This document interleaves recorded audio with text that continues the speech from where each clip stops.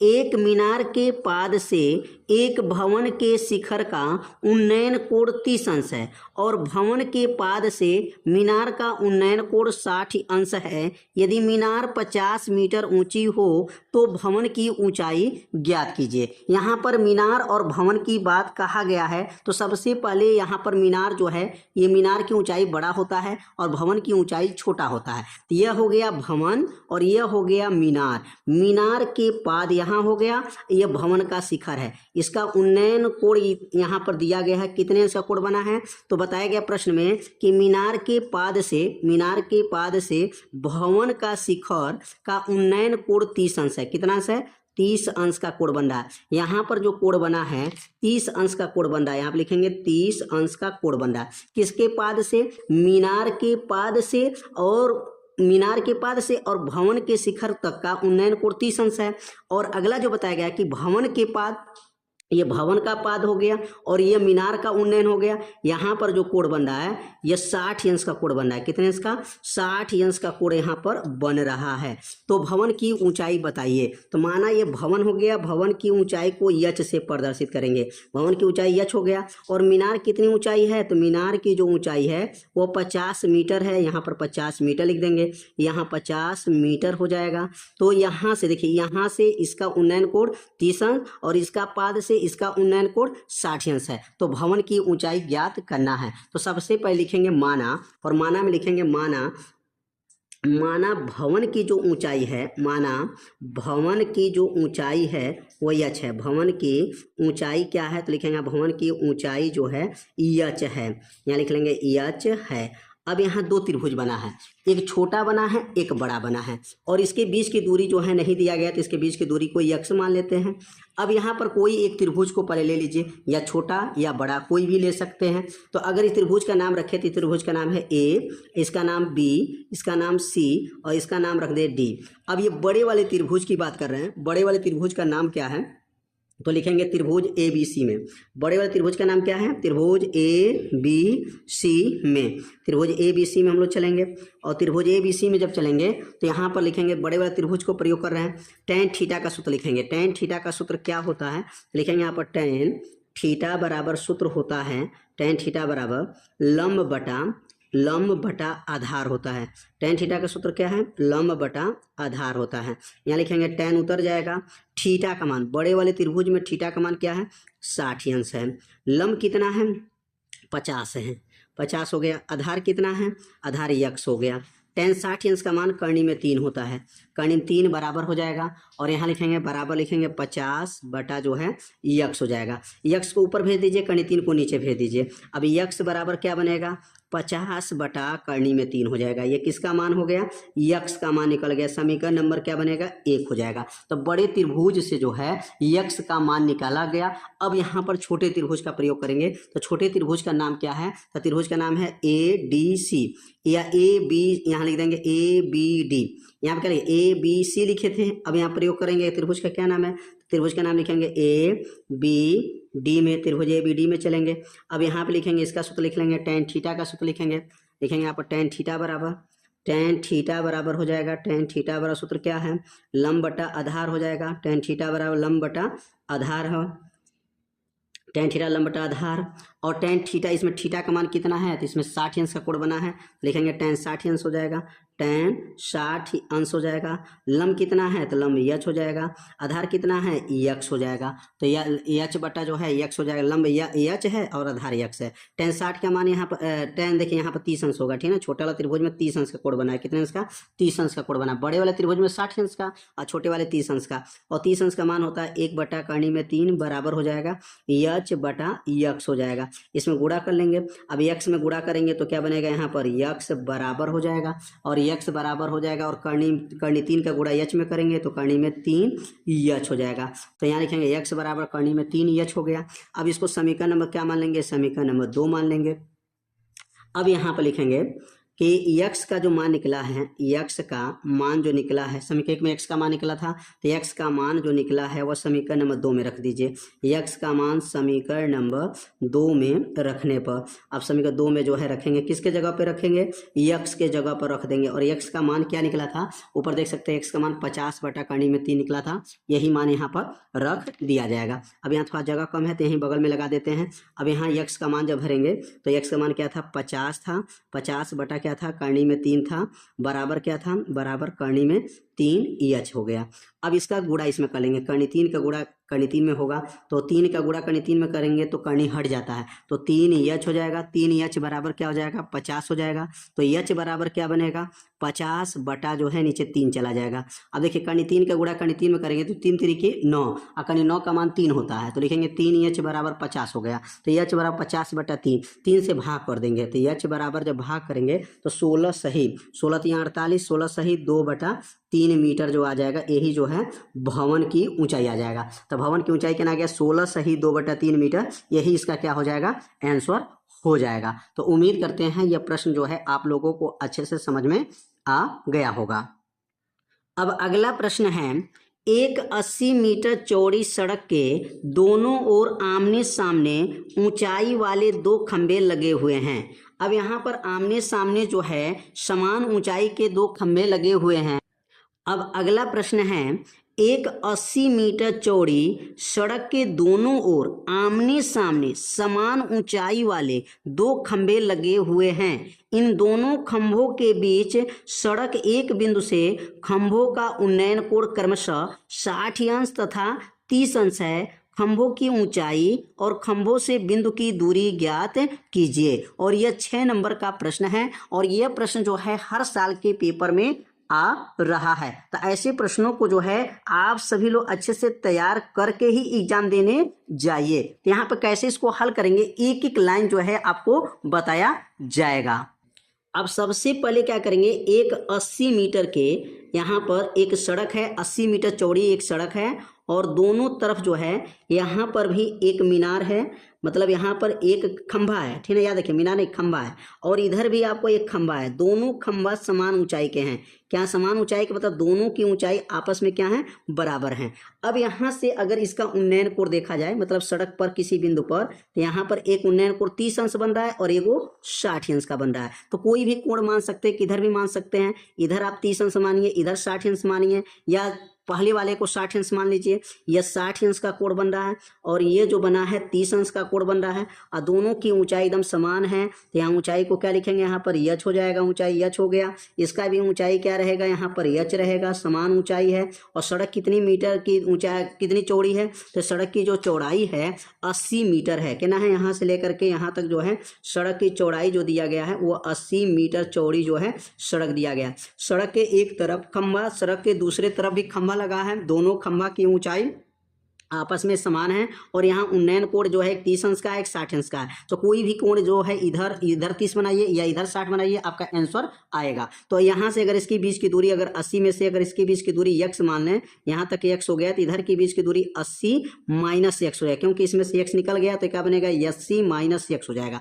तो एक कोण जो है 30 अंश का माना गया है, और एक कोण जो है 60 अंश का माना गया। यहाँ पे नाम रख सकते हैं, इसका नाम a हो जाएगा, इसका नाम b हो जाएगा, इसका नाम जो है यहाँ पर यहाँ लिखेंगे a b, यहाँ लिख देंगे आपका यहाँ पर ए बी, सी लिख देंगे, यहाँ पर सी, यहाँ पर डी, और यहाँ पर ई नाम रख देंगे, ए बी सी डी रख सकते हैं। तो लिखेंगे सबसे पहले, माना खंभों की जो ऊंचाई है वह यच है, और खंभों के बीच की जो दूरी है उसको यक्स मान लेते हैं। तो सबसे पहले यहाँ पर माना लिखेंगे, माना खंभों की, माना लिखेंगे यहाँ पर खंभों की जो ऊंचाई है, माना खंभों की ऊंचाई यच है। खंभों की ऊंचाई क्या है, यच है, यच है।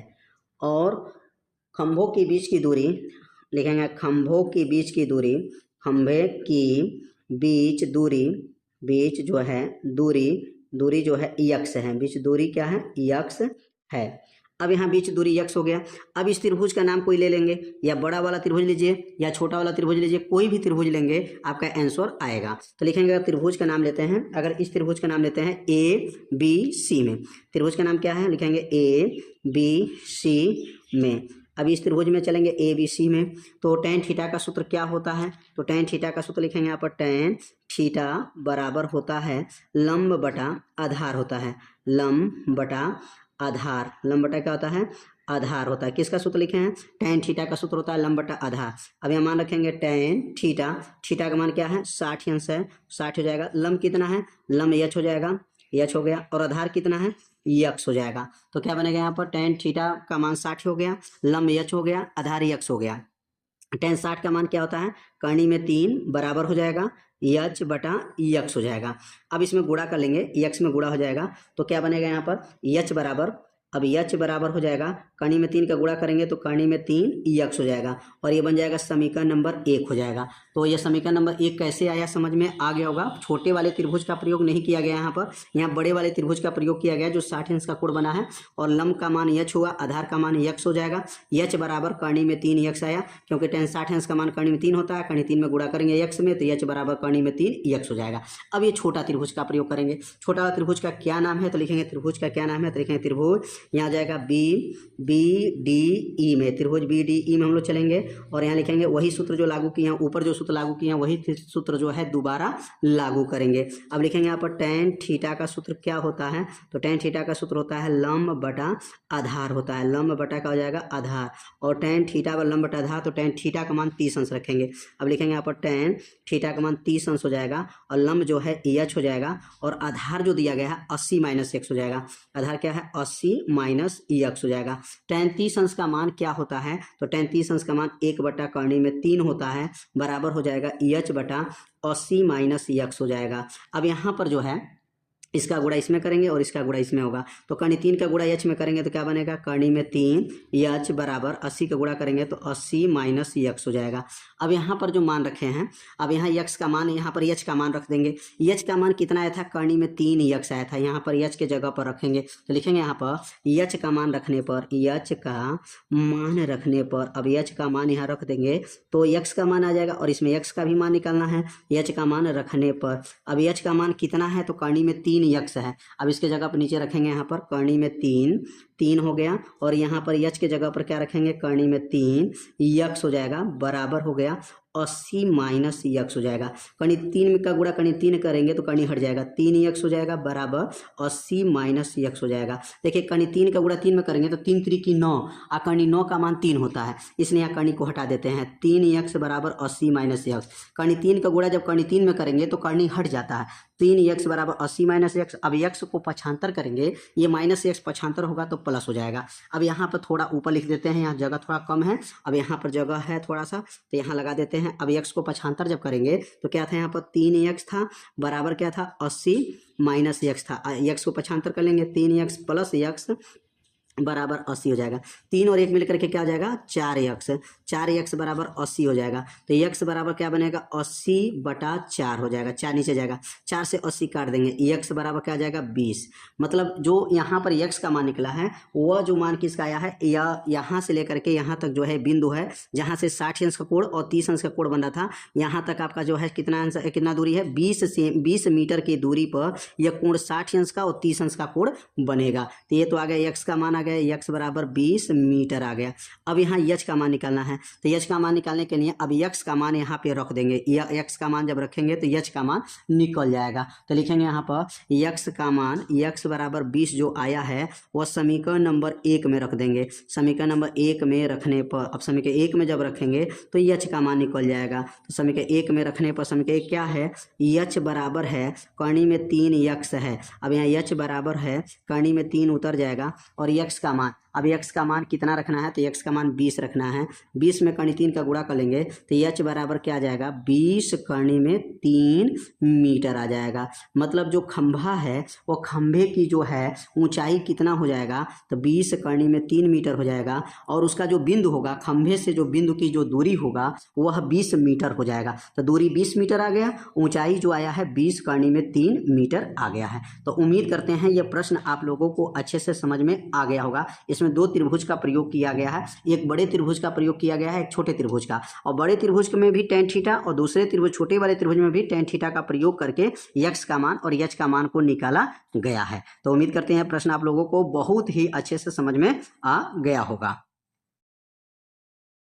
अब अगला प्रश्न दिया गया है, एक तंबू ऊपर से शंक्वाकार तथा नीचे से लंबवृत्तीय बेलन के रूप में है। तंबू की संपूर्ण ऊंचाई 15 मीटर है तथा आधार का व्यास 24 मीटर है।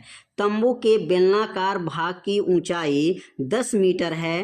तंबू बनाने हेतु आवश्यक कैनवास का क्षेत्रफल ज्ञात कीजिए। तो यहाँ पर प्रश्न बताया गया है कि जो नीचे का भाग है वह बेलन के आकार का है और ऊपर का जो भाग है वह शंकु के आकार का है। तो नीचे यहाँ पर बेलनाकार भाग की ऊंचाई बनाएंगे और ऊपर जो है शंकुकार भाग की ऊंचाई बनाएंगे। यह हो गया बेलन और इसके ऊपर जो रखा गया है शंकु। ऊपर क्या रखा गया है, इसके ऊपर रख दिया गया है शंकु। टोटल इसकी ऊंचाई कितनी है, 15 मीटर है। पूरे यह जो कैनवास बना है, पूरे जो हमारा तंबू बना है और तंबू की टोटल ऊंचाई जो है यहाँ से लेकर के मतलब शंकु भी और बेलन भी मिला करके टोटल 15 मीटर की ऊंचाई पर है। 15 मीटर की ऊंचाई पर हो जाएंगे। अब यहाँ पर यहाँ से लेकर के यहाँ तक की ऊंचाई दे दिया गया है और इसका व्यास भी दे दिया गया है। व्यास कितना दिया गया है, 24 दिया गया है और इसकी जो है बेलन की ऊंचाई 10 दे दिया गया है। व्यास यहाँ से लेकर के लिखेंगे व्यास 24 मीटर व्यास दे दिया गया है और इसकी जो ऊंचाई दिया गया है यहाँ से लेकर के यहाँ तक ये 10 मीटर दिया गया है। 10 मीटर जो दिया गया किसकी ऊंचाई है, यह बेलन की ऊंचाई है। तो प्रश्न में किसका किसका मान दिया गया है पहले नोट कर लेते हैं। अब यहाँ पर दिया गया सबसे पहला मान व्यास नोट करेंगे। व्यास डी बराबर कितना दिया है, 24 मीटर दिया गया है। अब व्यास 24 मीटर दिया गया है तो इसकी त्रिज्या कितना हो जाएगा, तो r बराबर d/2 हो जाएगा। व्यास का आधा त्रिज्या होता है तो 24/2 का मतलब हो गया, इसे 2 से काट देंगे तो r बराबर 12 मीटर हो जाएगा। कितना हो जाएगा, r बराबर 12 मीटर, त्रिज्या 12 मीटर हो जाएगा। अब यहाँ पर संपूर्ण ऊंचाई कितना दिया गया है, लिखेंगे यहाँ पर संपूर्ण ऊंचाई जो दिया गया है, संपूर्ण ऊंचाई, और संपूर्ण ऊंचाई कितना है लिखेंगे, संपूर्ण ऊंचाई बराबर 15 मीटर है। संपूर्ण ऊंचाई 15 मीटर है। अब यहाँ पर बेलन की ऊंचाई कितना दिया गया है, तो लिखेंगे यहाँ पर बेलन की जो ऊंचाई दिया गया है, बेलन की ऊंचाई, तो बेलन की ऊंचाई प्रश्न में 10 दिया गया है। बेलन की ऊंचाई, तो बेलन का ऊंचाई जो है निकल जाएगा 10 सेमी। बेलन की ऊंचाई h हो जाएगा और h बराबर जो है 10 जो है यहाँ पर 10 मीटर हो जाएगा। 10 मीटर क्वेश्चन मीटर में दिया गया है। अब यहाँ पर बेलन की जो ऊंचाई है उसको बड़ा एच से मान लेंगे, ठीक है ना। बेलन की ऊंचाई को यहाँ पर बड़ा एच से प्रदर्शित करिएगा। अब शंकु की ऊंचाई निकालेंगे तो शंकु की ऊंचाई कितना हो जाएगा, तो शंकु की ऊंचाई अगर निकालते हैं तो टोटल ऊंचाई 15 मीटर था और 15 में से 10 निकल जाएगा तो हमारा शंकु की ऊंचाई निकल जाएगा। तो शंकु की अगर ऊंचाई इसको छोटा एच से प्रदर्शित करेंगे, 15 में से 10 घटा देंगे तो एच बराबर 15 में से 10 जाएगा तो यह आ जाएगा 5 मीटर हो जाएगा। कितना मीटर, 5 मीटर हो जाएगा। किसकी ऊंचाई निकल गया, शंकु की ऊंचाई h बराबर 5 मीटर। और शंकु का तिर्यक ऊंचाई इसमें निकालना पड़ेगा। यल बराबर सूत्र होता है अंडर रूट h का वर्ग प्लस r का वर्ग होता है। ये किसका सूत्र है, शंकु का तिर्यक ऊंचाई। इसमें तिर्यक ऊंचाई की जरूरत है। अब इसमें मान भरेंगे, यल बराबर अंडर रूट h का मान कितना है, तो कहेंगे 5 का वर्ग हो जाएगा। 5 का वर्ग प्लस और r का मान कितना था, तो 12, तो 12 का वर्ग हो जाएगा। यल बराबर 5 का वर्ग कितना होगा, 5 का वर्ग 25 हो जाएगा और 12 का वर्ग 144 हो जाएगा। दोनों को जोड़ लेंगे तो यल बराबर क्या हो जाएगा, करनी में 169 हो जाएगा। और 169 किसका होता है, करनी में 169 13 का हो जाएगा। तो यल का मान 13 मीटर आ गया। यल का मान कितना है, 13 मीटर आ गया। तिर्यक ऊंचाई इसमें आवश्यकता है तो 13 मीटर ऊंचाई आ गया। पूरे कैनवास में जो है लगा हुआ, जो है पूरे तंबू में लगा हुआ कैनवास का क्षेत्रफल लिखेंगे। यहाँ पर तंबू बनाने में लिखेंगे, यहाँ पर तंबू बनाने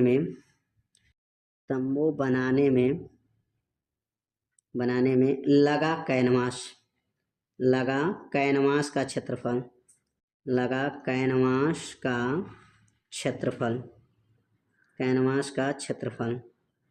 पूरे तंबू में लगा कैनवास का क्षेत्रफल। अब इस कैनवास में लगा क्षेत्रफल में 2 है, नीचे बेलन है, ऊपर क्या है, शंकु है। तो नीचे लिखेंगे यहाँ पर बेलन का वक्र पृष्ठ हो जाएगा, बेलन का वक्र पृष्ठ हो जाएगा प्लस शंकु का वक्र पृष्ठ, जब भी कैनवास निकालने की बात कहा जाएगा, कैनवास का मतलब जो कपड़ा ढकने के लिए कपड़ा निकालना है तो वक्र पृष्ठ ही निकाला जाता है। तो बेलन का वक्र पृष्ठ का सूत्र क्या होता है, 2πr होता है, और शंकु का क्या होता है, πr होता है। ये 2πr πr। इसमें से कॉमन किसको ले लेंगे, इसमें से πr को कॉमन ले लेंगे, πr कॉमन हो जाएगा तो अंदर क्या बचेगा, 2h प्लस यल हो जाएगा। अब इसमें 2h प्लस यल हो गया। अब इसमें मान को क्या करेंगे, भर देंगे। यहाँ मान क्या रखेंगे, पाई का मान क्या होता है, 22/7 होता है, और यहाँ 22/7 हो जाएगा। अब आर का मान, अभी देखिए यहाँ पर 22/7 गुड़े, ये गुड़ा हो जाएगा, गुड़े गुड़े हो गया। और आर का मान कितना रखना है, तो आर का मान जो है यहाँ पर दिया गया है 12 है। यहाँ पर जो है पाई का मान यहाँ रखेंगे 22/7 हो जाएगा, और गुड़े जो है यहाँ पर, यहाँ थोड़ा सा गुड़ा जो है आप लोगों को गलती हो गया है, थोड़ा सा सुधार कर लिया जाए। पाई का मान क्या रखेंगे, 22/7, और गुड़े आर का मान क्या था, 12 था। कोष्टक में आ जाएंगे, कोष्टक में हो गया। अब यहाँ पर लिखेंगे 2 हो जाएगा, 2h का मतलब किसका, यहाँ पर ऊंचाई हमारा किसका चाहिए, बेलन का वक्र पृष्ठ का। तो बेलन का वक्र पृष्ठ यहाँ बड़ा h लिखेंगे, 2πr था, यहाँ पर बड़ा h रहेगा, याद रखेंगे यहाँ पर, क्योंकि इसमें बड़ा h माने थे। तो यहाँ लिखेंगे h का मान कितना था, 10 था, यहाँ 10 लिख देंगे प्लस। अब यह जाएगा यल का मान क्या है, तिर्यक ऊंचाई आपका 13 हो जाएगा। यहाँ पर 2πr जो लिखेंगे बड़ा h लिखेंगे, क्योंकि इसमें बड़ा ऊंचाई को, बेलन वाला ऊंचाई को बड़े h से प्रदर्शित किया गया है, और शंकु की ऊंचाई को छोटा h से प्रदर्शित किया गया। अब यहाँ पर जो गुणा करेंगे, 22 का गुणा किस में होगा, तो 22 का गुणा किस में हो जाएगा, 12 में हो जाएगा। तो 22 गुणे 12 हो जाएगा, और बटा में नीचे 7 हो जाएगा। 10 दूनी क्या हो जाएगा, 20 प्लस 13, 20 और प्लस जो है 13 को जोड़ेंगे तो ये हो जाएगा 33, और 33 हो जाएगा। और यहाँ देखिए जगह थोड़ा सा कम है, अब यहीं पर लगा देते हैं इस क्वेश्चन को, यहाँ जगह खाली है, इतना में लग जाएगा। अब यहाँ पर जो है रखेंगे, क्या हो जाएगा आपका, 22 गुणे क्या था, 12 गुणे या 33 हो जाएगा, 33 हो गया पूरे का बटा 7 हो जाएगा। तीनों का गुणा कर लेंगे, 22 का गुणा, 12 का गुणा और 33 का गुणा जब करेंगे तो गुणा करने पाएगा 8712, कितना आएगा, 8712 बटा क्या हो जाएगा, 7 हो जाएगा। अब यहाँ 7 से क्या करेंगे, भाग कर देंगे, तो 1200 जो है 1244 आ जाएगा, 1244.57 आ जाएगा, मीटर का स्क्वायर हो जाएगा। 1244.57 मीटर का स्क्वायर इसका आंसर आ जाएगा। तो आप लोग भी जो है समझ लिए होंगे कैसे इसको हल किया गया है। एक एक लाइन जो है आपको बताया गया है, पहले व्यास दिया गया था, त्रिज्या निकाले हैं, फिर संपूर्ण ऊंचाई था, बेलन की ऊंचाई निकाले, शंकु की ऊंचाई निकाले, शंकु का तिर्यक ऊंचाई निकाले, उसको सूत्र लागू किए, सूत्र लागू करके कॉमन लिए, कॉमन लेकर के मान को भरा गया है, मान भर करके इसको हल करने पर 1244.57 मीटर का स्क्वायर आंसर आ गया है। तो उम्मीद करते हैं यह प्रश्न आप लोगों को अच्छे से समझ में आ गया होगा। अब अगला प्रश्न है, ऊंचाई 24 सेमी, व्यास 20 सेमी वाले एक ठोस बेलन में से उसी ऊंचाई उसी व्यास का एक शंक्वाकार खोल काट दिया जाता है। शेष बचे ठोस का निकटतम वर्ग सेमी तक संपूर्ण पृष्ठीय क्षेत्रफल ज्ञात कीजिए। यहाँ पर बताया गया कि एक ठोस जो है बेलन है, यहाँ से ठोस बेलन जो दिया गया है वह 24 सेमी की ऊंचाई का है, और व्यास जो दिया गया है, जो व्यास इसका दिया गया है वो व्यास जो है 20 सेमी व्यास दिया गया है, और इसी जो है बेलनाकार भाग में एक शंकु काटा गया है उसी ऊंचाई उसी व्यास से, मतलब ऐसे शंकु को काट करके इसमें से निकाल दिया गया है, यहाँ से और यहाँ से लेकर के शंकु को काट करके निकाल दिया गया। शेष जो बचा है, इधर बच गया है पूरा हिस्सा, और इधर पूरा हिस्सा बचा है, और नीचे पूरा ये बचा हुआ है, ठीक ना, पूरा बचा हुआ। शेष बचे का जो है, शेष बचा हुआ भाग का जो है क्षेत्रफल आपको ज्ञात करना है। किस आकार का है आकृति, बेलन का आकार का है। कितनी ऊंचाई है, 24 सेमी ऊंचाई है। बेलन का ऊंचाई हो या शंकु का ऊंचाई, क्योंकि दोनों की ऊंचाई इसमें क्या है, बराबर है। इसमें लिखेंगे प्रश्न में h बराबर जो है, प्रश्न में दिया गया है 24 सेमी ऊंचाई है, h बराबर लिख देंगे 24 सेमी ऊंचाई हो गया। व्यास जो दिया गया है d बराबर 20 सेमी दिया गया है, 20 सेमी व्यास जब दिया गया है तो वहाँ त्रिज्या निकालेंगे तो r बराबर होगा d/2 हो जाएगा, तो r बराबर जो हो जाएगा 20/2 हो जाएगा। 2 से 20 को क्या करेंगे, काट देंगे, तो ये आ जाएगा 2 से 20 कटेगा तो r बराबर 10 सेमी आ जाएगा। जो त्रिज्या आ गया वह 10 सेमी आ गया है। ऊंचाई कितना है, 24 सेमी, त्रिज्या जो है 10 सेमी। अब यहाँ पर प्रश्न में क्या बताया गया, शेष बचे, क्या लिखेंगे यहाँ पर, शेष बचे, लिखेंगे यहाँ पर शेष बचे, शेष बचे, शेष बचे ठोस का संपूर्ण पृष्ठीय क्षेत्रफल, संपूर्ण जो है संपूर्ण पृष्ठीय क्षेत्रफल, संपूर्ण पृष्ठीय क्षेत्रफल। अब इसमें क्या क्या बच रहा है, संपूर्ण का मतलब पूरा क्या क्या बचा है, तो ये बाहर देख रहे हैं और ये नीचे का हिस्सा बचा है, तो मतलब लिखेंगे बेलन का, अब यहाँ लिख देंगे क्या क्या बच रहा है, तो लिखेंगे बेलन का वक्र पृष्ठ, बेलन का वक्र पृष्ठ प्लस बेलन का, और इधर हमारा क्या है, बीच में क्या है, शंकु का वक्र पृष्ठ, शंकु का वक्र पृष्ठ, वक्र पृष्ठ, और नीचे बचा है आधार का क्षेत्रफल, आधार का क्षेत्रफल या वृत्त का क्षेत्रफल कह सकते हैं, आधार का क्षेत्रफल ये बचा हुआ है। तो तीन चीज़ यहाँ पर याद रखेंगे, बेलन का वक्र पृष्ठ, शंकु का वक्र पृष्ठ, नीचे जो बचा है पूरा हिस्सा आधार का क्षेत्रफल। अब बेलन का वक्र पृष्ठ का सूत्र क्या होता है, तो 2πr/EH होता है, और शंकु का πr/EL होता है, और इसका आधार का क्षेत्रफल जो होता है πr का स्क्वायर होता है। अब इसमें से कामन क्या लेंगे, तो इसमें से कामन दिखाई दे रहा है πr πr πr, πr को कामन कर लीजिए, πr कामन हो गया तो क्या बचेगा, πr कामन हो गया तो यहाँ 2h बचेगा, प्लस πr बाहर हो गया तो l बचेगा, πr बाहर हो गया एक r बचेगा। अब इसमें जो है πr जो कामन होने के बाद क्या बचा, 2h, और यल बचा, आर बचा। अब यल का मान प्रश्न में नहीं दिया गया, तो इसका मतलब यल का सूत्र बदलना पड़ेगा, πr को नोट करेंगे, और नीचे यहाँ का बनेगा πr के बाद से लिखेंगे 2h हो गया, प्लस यल के जगह पर सूत्र लिख दीजिए, क्या सूत्र होता है, h का वर्ग प्लस r का वर्ग होता है, तिर्यक ऊंचाई का सूत्र होता है, प्लस लास्ट में r है। यह मान किसका सूत्र लिखे हैं, यल का, √h का वर्ग प्लस r का वर्ग होता है। मान इसमें भरेंगे, अब मान जब इसमें भरेंगे तो पाई का मान क्या रखना है, तो पाई का मान जो है 22/7 रख दीजिए, या 3.14 भी रख सकते हैं, तो यहाँ लिखेंगे 22/7 हो गया, गुणे r का मान 10 था तो 10 रख दीजिए, कोष्टक में 2, h का मान 24 है तो h का मान 24 रख दीजिए, √ हो जाएगा 24 का वर्ग हो जाएगा, यहाँ लिखेंगे 24 का वर्ग प्लस, और r का मान 10 का वर्ग हो जाएगा, और प्लस और r का मान यह 10 हो जाएगा, कोष्टक बंद। आगे अब हल करेंगे, 22 में 10 का गुणा करेंगे 220/7 हो गया, 24 दूनी क्या बनेगा, 24 दूनी 48 हो जाएगा, प्लस हो जाएगा करनी में। अब 24 का वर्ग, तो 24 का वर्ग क्या होता है, 576 हो जाएगा, 576 प्लस और 10 का वर्ग क्या होगा, 100, प्लस ये बाहर आपका 10 है।